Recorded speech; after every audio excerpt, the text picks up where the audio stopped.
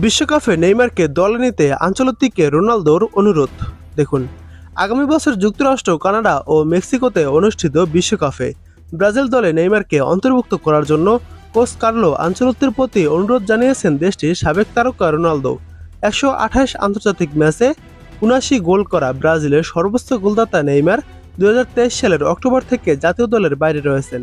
হাঁটুর গুরুতর ইনজুরির কারণে তিনি দল থেকে ছিটকে পড়েন।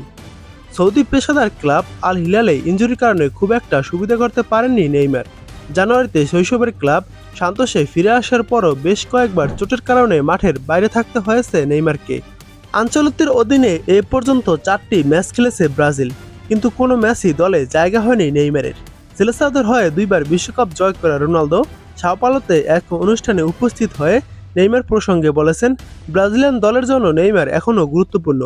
আমাদের দলে নেইমারের মতো দ্বিতীয় কোনো খেলোয়াড় নেই।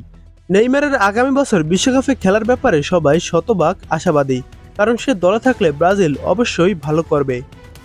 49 বছর বয়সী বিশ্বকাপ জয়ী এই তারকা ব্রাজিলের জার্সিতে 88 ম্যাচে করেছেন 62 গোল। গত কয়েক বছর ধরে ইনজুরির কারণে নিজেকে মেলে ধরতে পারেননি 33 বছর বয়সী নেইমার। 2019 সালে ঘরের মাঠে ব্রাজিলের কোপা আমেরিকার শিরোপা জয়ী দলেও ছিলেন না তিনি।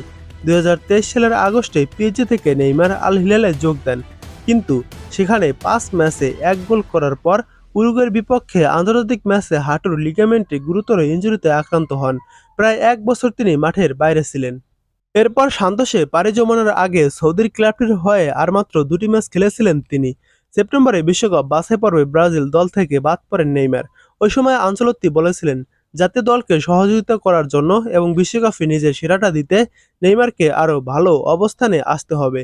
এখন দেখার বিষয় নেইমার কবে ব্রাজিল দলে ডাক পান এবং বিশ্বকাপ খেলতে পারেন কিনা।